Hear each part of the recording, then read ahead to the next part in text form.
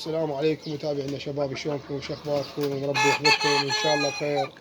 متابعينا رجعنا وياكم من حلقه جديده اليوم من يوميات دجاج العرب. متابعينا اليوم نريد نسولف لكم على لقاح الدجاج. لقاح الدجاج يعني شلون الدجاج تكلها، شلون تلقحها. لو استويت اعذروني، انا البارحه الدجاج كله لقحته، لقحناه بدينا من وقت، فما حسبت حساب لو ظل لقاح اراويكم يعني شلون الدجاج. بس الحاصل انا راح اشرح لكم على السرنجه. يعني تدرون اكو ناس تستعمل السرنجه، اكو ناس تستعمل شلون المسدس مال اللقاح وبالتاشيره مالته والنيدل ماله، يعني الابره احنا هو يسمونه النيدل، يعني الابره مالته اكو صغيره واكو كبيره واكو ارقام بها، بس هي ما تفرق. هسه احنا جاي نلقح بهاي السرنجه، تجيبها من المضمد ومن الصيدليه، يعني صار لنا يعني فتره طويله، يعني مو جديد يعني نلقح. هسه انا من اريد اروح للبيطري، ما اقول لكم وين راح اروح، المحل او ابو محميه يعني يبيع علاج مال الحيوان، اروح للبيطري يعطيني لقاح بشيشه. يعني اقول له فرضا مال 10 دجاجات، هو يعرف ايش قد يعطيني هذا قياسا، ونوبات يبقى زايد احتفظ بيه، حافظ عليه. اي بس اذا ما النوبات، اذا ما اخلص بيه الدجاجات يعني مستحقه، هذا اني استحق تلقيحين فلقحناهن. فقلت ما يخالف، هم راح نشرح لكم على سرنجة، اللي يعرف يعرف، واكو بيهن ما يعرف ان شاء الله احنا هم نفيده بيهن. نفيده شلون الدجاجة الكبيرة ايش قد تنضرب، يعني كم يعني القياس مالتها. تابعين هسه هاي السرنجة الجديدة، شوفوها هاي ايش قد، هاي عمر 5 سي سي.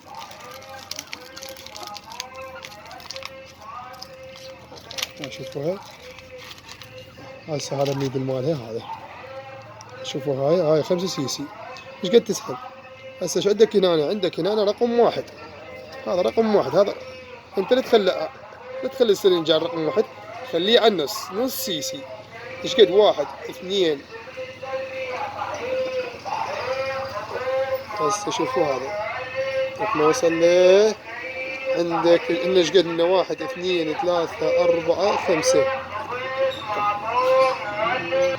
رجعنا وياكم متابعين، اعذرونا شوية، هذا شوية صوت مال ابو السيارة رجال على باب الله، وشوية صوته قلنا خاف فتفتهمون شيء من الشرح مالها. اخوان هسه هذني 6 خطوط، الحد هذا السادس، هذا ايش قد؟ هذا الواحد سي سي يسمونه، الرقم واحد سي سي. انت الثالث خط، هذا الثالث خط، هذا واحد اثنين، هذا الثالث خط. شوفوا هذا نص سي سي تنضرب بيه الدجاجة او الديك.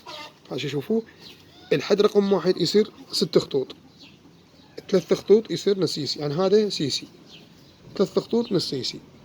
هذا تجيب النيدل من ورا ما تسحب تكمل، تجيب النيدل. وهسه راح نلزم لكم الدجاج واقول لكم وين تنضرب، انه هو الى لقاحات. بس اقطع لنا كرار، خلينا نشوف متابعينا. هسه هاي الدجاجة هاي العيسة اليوم، هاي من لقحناها. اكو ناس تستعمل قطرة بالعين، تعرفون انتم الجناية، بعض الجناية. اكو تتلقح هنا وين الرقبة، اكو لا، اكو تلقح بالزر، اكو تلقح بالزر. احنا ما نلقح بالزر، احنا نلقح هنا. هنا وين هذا؟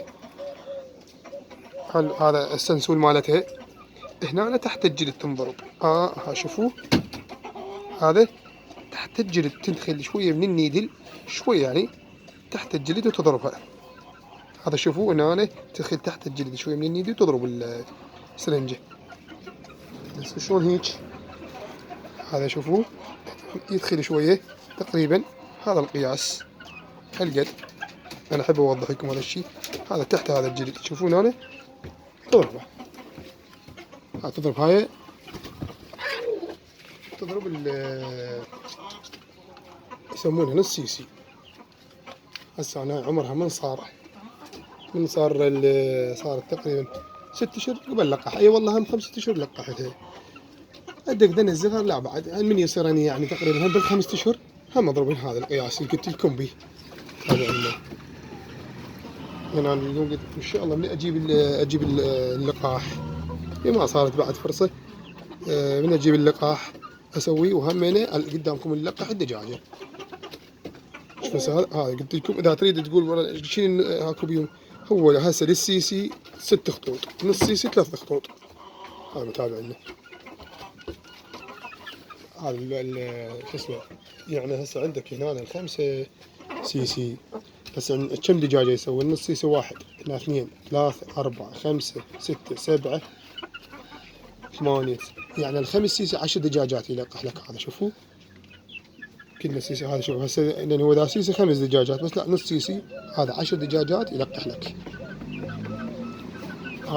هذا خلص به 5 دجاجات، ابدل غير سرنجه، اجيب سرنجه جديده اسحب منها ابدل النيدل مالها واضرب. ها وللعلم متابعينا يكون شو اسمه عندك الدجاجه يكون مو مريضه لا منشوله لا بيها شيء، لان اذا هي مريضه ضربت اللقاح ما راح يدفع عليها احتمال تؤدي للموت مالتها تموت. خلي دجاجه صاحيه والحمد لله والشكر. ها ولقحها على مو شنو تقوى مناعتها. والدجاج حتى لو تلقحها ترى هو هم يتمرض ما يمرض بس ما يتمرض يعني النشل ما يصيب نشله قويه. يعني تقدر تعطيه كبسول اموكسلين يطيب، اي علاج يطيب،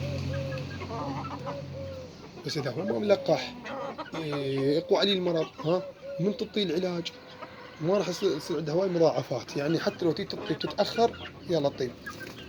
فهذا اللقاح يسمونه كل 6 شهور. واكثر الجنايه واهل المعرفه واهل الخبره يعرفون لقحنا هذا عيدان وجماعته وحساني. يعني اتوقع حتى ذني كلنا لقحناهم، بس هذني بعد هذني بس يدخل بشهر الخامس نلقح لكم. هسه خلينا نطلع ان شويه حساني وتابعنا ورجعنا وياكم. هسه هاي المجموعه الثانيه هاي هم لقاحتها ومثل ما شرحنا عليكم شرحنا عن السرنجه وشلون استعماله. هم لقاحتها البارحه من ورا ما خلصت مجموعه والحمد لله وما اكو اي ضرر. حتى لو كان دجاجه وقت بياض يعني بياض يخاف واحد يقول لك ها وهي خاف تقطع بيها خاف يصير بيها شيء، لا ما عليها اي شيء. مو اول مره انا ملقح ولا ثاني مره. هذا دجاج نعمه من الله جاي يبيض وجاي يلقح بياني وكل ضرر ما هذا بالعكس ماكو اي ضرر بها. عندك هسه انا عندي هاي الدجاج هم من متابعينا من جبت بدره جاي اعزل بيضهم. هاي اللي عندك ام رقيبه وهاي المجديه كل واحده جاي اعزل بيضها لان قبل فتره اخذتهم وهم نشرت من المقاطع وذكرتكم بهم. هم اريد اشوف عندي هاي تكرك يعني ما تكرك. هو مو شرط اكو عرب يجي هم ما يكرك. بس الناس يقول لا مو كل العرب يكرك. انا مو اتحدى اكثر واحد. انا صارت عندي جبت عرب ومشروط ما كرك عندي. تشوف كله بعته الله شاد بياض وهذا وما يكرك. الاخوان مو بس الاتاكه واللوهمان وغيره بياض وما يكرك. هذا عرب ما يكرك تكرك بالنهار وبالليل ما تكرك. هسه خطيه اكو ولد هم ذاك بالتالي. انا هم كانت عندي حاله دجاجه بس ذيك بعدين تمرضت وماتت. هم كانت عندي بالنهار تكرك بالليل ما تكرك. حصرتها يومين 3 ايام رقدت على البيض بعدين رجعت تكرك اعتيادي. فماكو اشكال ماكو شغل. متابعينا عندي هاي الهراتيه. شوفوا الهراتيه اليوم انزل لكم مقطع هنا. البارحه هي فقست عندي بس شوفوا هاي البارحه فقست. طلعت واحد قلت اليوم شو اسمه قلت بيكت تفقس بعد فرد يوم. لقيت واحد البارحه طالع ميت والثاني اليوم هذا الواحد منقر وميت بالبيضه. والله يسلمه بعد لقيت بيضه ثانيه ماكلتها ضاعت جواها 2. من الباشره كسرهن بعد على اساس نزلنا مقطع هم اللي شاهدت عليه. وانا هاي ثاني مره تصير عندي هاي الحاله. هاي تاكل بيض هاي احتمال تكرر عندها نقص كالسيوم. اجيب لها علاج وهم اشرح لهم عليها. عندي كل الهراتيات هسه نطلع هم المتابعين. هاي على وجه بياض وجه بياض. هذا بس ما اظل شيء جاي يطلع كلش بس ما مالته بس كنت هاي فتره كلها بس هو ما ينذب من وقتها هسه بس يطول عده شويه. هسه ورا ما نخلص هذا هم نطلع المتابعين. لأن عندنا نشوفها لينا تطلع يعني نشوفها. هاي ام رقيبه ذني انا جاي اخاويهن هسه من هيك جاي يتخاون معي مو في قبل ما جبتهن معارك. هذا شوف عدنان وهذا ابو سمره سميته. هسه لا معاك تنسوي وهذا. هسه شوي نطلع المتابعين نخليهم يشوفون. متابعين اخوان اكو ناس حشريه، حش هسه ما اقول بوجهكم، اكو ناس تعبانه تحب السوليف وما ترضى بس بنفسها. يعني اليوم انا عندي هذا المحتوى على الدجاج العرب، وللعلم وارجع اقول لكم عندي معلومه ولا اعرفها اسولف بيها، ما بيها شيء، جاي اقول لكم حتى انتم اذا عندكم معرفه اكو اي معلومه انا جزء ما اعرفها اما استفاد منكم ودكم بالتعليقات. هسه ذاك يوم يتهم شغلي قال لي يا اخي اكو البسمار مو بس كذا غسله وكذا، بالتالي شفته والله عاشتيني وقلت هاي هم راح اجربها. عمود البسمار البرج الهراتي همينه هم شكرت منه بالتعليق، بس ما الواحد يجي ويخلي خشمه بكل شيء. انت شنو هذا انت هذا مدري شلون كبير واحنا معزين عن العالم. اكو واحد معلق تعليق تافه، شو احنا منعزين عن العالم، شو العراق 35 سنه، هو العراق 35 سنه من اللي طيح حظه غير هاي السوالف والنفاق. عمي تعال ادخل على هاي موقع جغرافي، هاي مو جاي قناه سعوديه موقع جغرافي تحكي بس عن الحيوانات، ها جاي يراعون حيوانات اكثر من البشر، ها يعني ذول هم متخلفين هم منعزلين عن العالم. لو هاي اخوان هاي بس عند العراقيين والنفاق. واحد يخلي محتواك ما بشي، عمي ايش عندنا من محتوى؟ هو احنا هذا الدجاجات ونسولف عليهم، ايش عندنا من محتوى؟ شو تريدون نحط لنا محتوى سيء؟ هلا واحد ينزع الحيه يلا تكيفون عليه على مود الوادين. احنا هذا الدجاج العرب نشرح عنه، واكو ناس حق جنايه وتحب الدجاج، اجدادنا واجداد الدجاج، اكو ناس كبار بالعمر هذا ما يقدر يفارق الدجاج. ايش بيه؟ ايش بيه هذا المحتوى؟ محرم، عيب، مو زين. خلي واحد يذكر لي بالتعليق، خلي واحد يقول لي يابا ترى هذا محتواك والله العظيم من باكر امسحه، بس عيب تدخل انت ما تدفع الخط لا تباوع يا اخي، لا تعلق. احنا ناس على فترات نسولف على فترات لان نعرف نسولف. البشر ما معصوم غلط، بس احنا لا متجاوزين على بشر ولا حاكين. انت تجي وانت منعزل على العالم، واحد يقول لي محتواك ما بي شيء، هسه انا ما بي شيء، احنا نبي هذن الدجاجات والله وكيلك. وبس انا حسن لو طلع مني لو ما طلع مني، بس احنا شنو احنا من باب اللي احنا نقول نحب ما بي شيء نفيد الوادم والوادم مهم تفيدنا. بس واحد مني يعلق لي معلومه ويقول لي ابي ترى سوي كذا، والله لا خلي على راسي استفاد منه. مو بس تنزل قبل عود التخابير وتقعد تعرف ومنعزل شنو عندنا ابوي منعزل على العالم يا واني يا عالم انا فلكي. على كل بعض متابعينا طيبين اخوان لا تردون عليش ناس عوفوهم ما لنا غرض بيهم خليه الله يسامحهم هو وربه الشأن انا ايش عندي بيعني. انا ما دامني ما مسوي شيء غلط ما انا غلطي وما اهتم له، بس هاي للتنويه يعني الملاحظه توصلها. الله الشاهد خلي يدخل جماعه يقولوا لي ابويا ترى يجوز خاف تسعه الادب، خاف هذا والله العظيم من باكر عوف امسح القناه كلها فتولي شو يعني بعد عوزهم بس يتجاوزون.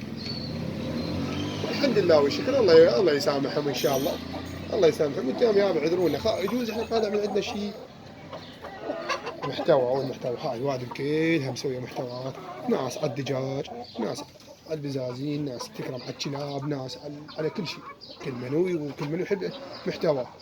لو انتم الا حاجاكم المحتوى طايح حظه اخوان ما بدك اكثر بهذا السوالف. يعني حبيت هاي الملاحظه، وبعض الولد وجماعتنا مثل ما نقول خاف عليه الشباب رادين عليه جزاهم الله خير الجزاء، وهاي الناس لا تهتمونهم. هاي حتى اللي يريد يعلق اللي يريد يحمل اللي يريد يشتم اما محول الامور مشكول الذمه منه ما انا هم باري الذمه. فانا توصل هاي الرساله توصل هاي الفكره. اخوان احنا هذا دجاجنا، احنا هاي جنايه وهوايتنا، والحابي يشترك ويانا بالقناه نحط على راسه وما يشتغل نحط على راسه واحنا بخدمته. واي معلومه تذكرونا بيها واحنا نجاوبكم عليها. واذا عندكم معلومه بعد جنايتنا القديمين الاعلام اهل الدجاج اهل المصلح انتم همنا اذا عندكم اي همنا شيلوا لنا. هسه عندهم بعض الدجاج عنده هاي بعض هاي الهراتيه كم عندي هم تكسر وتاكل البيض نقص كالسيوم اكو غير شيء هم بك تضيفون لنا بهذا الشيء يقولون لا يا بخاف بها غير شيء. عندي بعض البيض جاي يطلع ببطنه اللي يموت الكتكوت ببطنه يجوز انا ما اعرف انه ساخه البيض خاف اكو غير شيء. هم ناس يجوز جاي تقول لي اخي هيك تسوي ما بيها شيء ما بيها شيء. هذا محتوانا احنا ما عندنا شيء. واخوان نرجع وياكم هسه اليوم شرحنا لكم عن اللقاح وشرحنا لكم اي الدجاج اذا عنده كبير ما اي اشكال ماكو، لقح الدجاجه وما عليها شيء وكل 6 اشهر يعني فرضنا إذا بشهر السادس لقحت أنت تكون مو بال12 بالواحد، بالثاني تلقح عادي هم، حتى لو يصير 8 أشهر لقح ما عليه شيء، أفضل لك، لأن مثل ما تقول تحافظ على حلالك. هسه احنا راح نطلع لكم هذه الهراتي ونخليكم تاخذون النظرة عليه وتشوفون يعني وقفته شو تشوفونه على مود البسمان اللي برجله. انا جاي اشوف والله يطلع بالزايد، بس راح ندخل هاي المجموعة ونطلع لكم الهراتي. متابعين رجعنا وياكم هذا الهراتي النعناعي، وهاي دجاج هاي على وجه بياض. هاي هسه هلا ان شاء الله من هلا يعني ما طول يعني. شباب شوفوا هسه هو طالع والله بعد، بس بعد ما ادري يعني يجوز يبقى هيك. انا لا البسمار اللي برجلي لا راح اجيسه ولا راح اشوف الذب انا ادري بيه يندب، يعني انا هم صاير عندي وكبي بعد ما ادري، لان انا شفته طالع لي فوق. بس نخليه هو العلم شباب، انا هذني عارض للبيع، عارض للبيع يعني الايام جاي زلبين للسوق. ايه عارض للبيع هذا، ان شاء الله انزلهن اليوم. واذا اكو بعض متابعينا يريدونهن، اذا يردونهن عادي يذكروا لي بالتعليق وش اسمه الرقم، وانا ادز لكم بخدمتكم. هاي الدجاجه شوف على وجه بياض، هذا راسه طايب، شوفوا راسه طايب والله دجاجه كلش حلوه، شوفوها لا نضربوا ولا هاي. هذا عندك نعناعش عليه، هو خليه بس مال تبزير، بس من واحد قدام العين. شوف ليش والله حلو هنا يعني، هسه هذا اللي يبزر منه يعطي لون كلش حلو. شوفها ترى صور لهم راسها شوفها. شوف هسه هاي بلعتها كبسول، صفت هواي صدمت جنحانها وذيلها، وهاي الضربة إن شاء الله تطيب. خلينا نشوف البسمار مال الراوي. نشوف بعد شو تشوفونه انتو. شوفوا هذا طالع والله هاي دافع هواي، دافع هواي.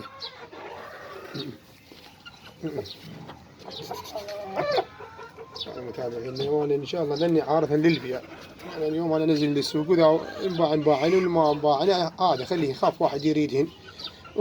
هاي الدجاجة على وجه بياض، اكون صريح يعني وياكم.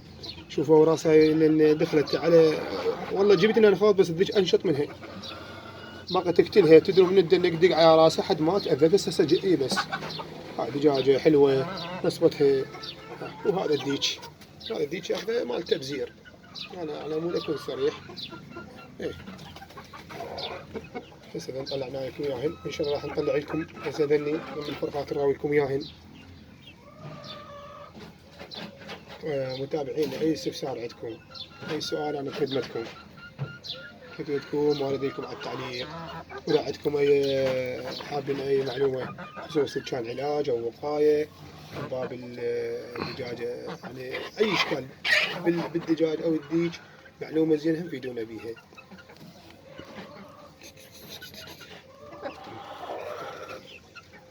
رجعنا وياكم متابعينا، شو طلعنا لكم ذني من الامر راح بدنا نشوفكم اياهن.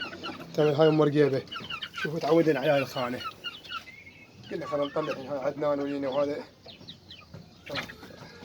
شوفوا كتله عدنان ما يخلي ما ينطيه مجال. هذني هسه عمرهن 3 اشهر يعني وذني سنت العفو شهرين ونص. عدنان اخته شهرين ونص وذني 3 اشهر. شوف صورة تدرون هسه ايش قد يركض ورا العيسه؟ يركب العيسه. ايوه بس انا اللي جاي حاطني هاي الخانه جاي اعودك هسه سعدين هاي، بس عدنان يقتلهم.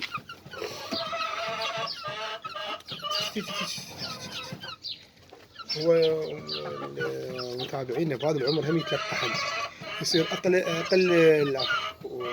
جد معذره انا بتمنى اسحق اقل من النصيسي، اقل من النصيسي تقريبا احتمال يصير خطين التلقيح مالهم. بس هذا شنو للامانه اضبط من يصير عمره بال5 اشهر 6 اشهر حاله حال الدجاجه او الديك الكبار، يصير احسن، تقوى مناعته تقوى يعني صحته كلش تقوى.